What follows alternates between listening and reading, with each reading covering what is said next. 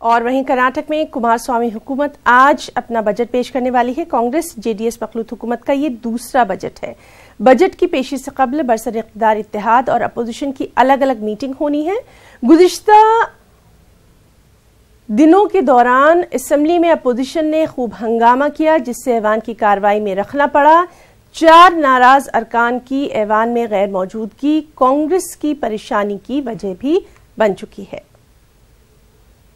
और चलिए सीधे रुख करेंगे बेंगलुरु का, जहां मौजूद है हमारे साथी रऊफ अहमद हलूर। रऊफ, जानना चाहेंगे, लगातार पार्लियामेंट में वहां हंगामा देखा जा रहा है और इस सब के बीच आज जो मखलूत हुकूमत है अपना बजट भी पेश करने वाली है, क्या कुछ तैयारियां?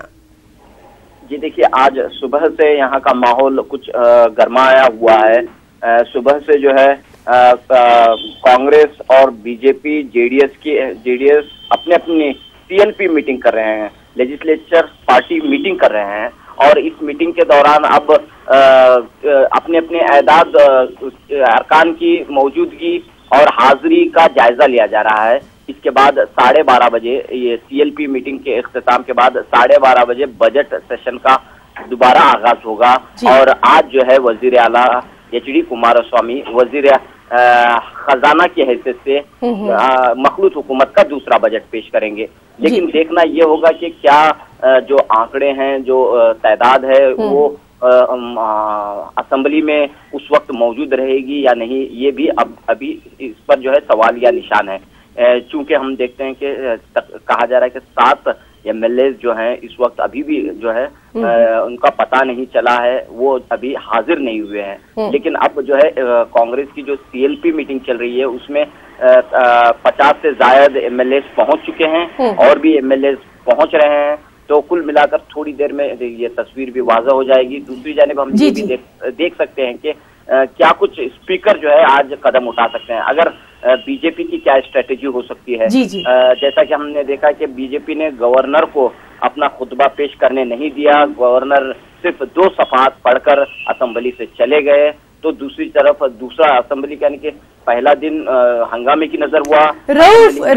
रऊफ, हम यहाँ ये भी जानना चाहेंगे, अक़लियतों को काफी कुछ उम्मीदें हैं, क्योंकि कहीं ना कहीं वो इस हुकूमत की तरफ बहुत उम्मीद भरी निगाह से देख रहे हैं।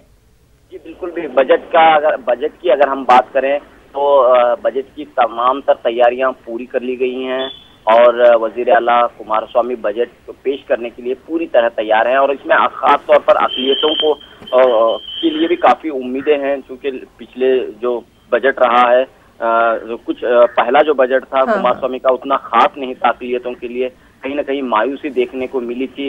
लेकिन इस बजट में चूंकि आने वाले लोकसभा इलेक्शंस भी हैं आने वाले दिनों में, और कांग्रेस और जेडीएस ये चाह रही है कि अक़लियतों को भी जो है अपनी जानिब मुकम्मल तौर पर खींचा जाए। तो इस लिहाज से देखना ये होगा कि इस बजट में अक़लियतों के लिए कई सारे तो अक़लियतों के लिए क्या कुछ होता है कुमारस्वामी के इस बजट के पिटारे में, इस पर भी लगातार हमारी नजर अपने तमाम रिपोर्टर्स के जरिए बनी रहेगी।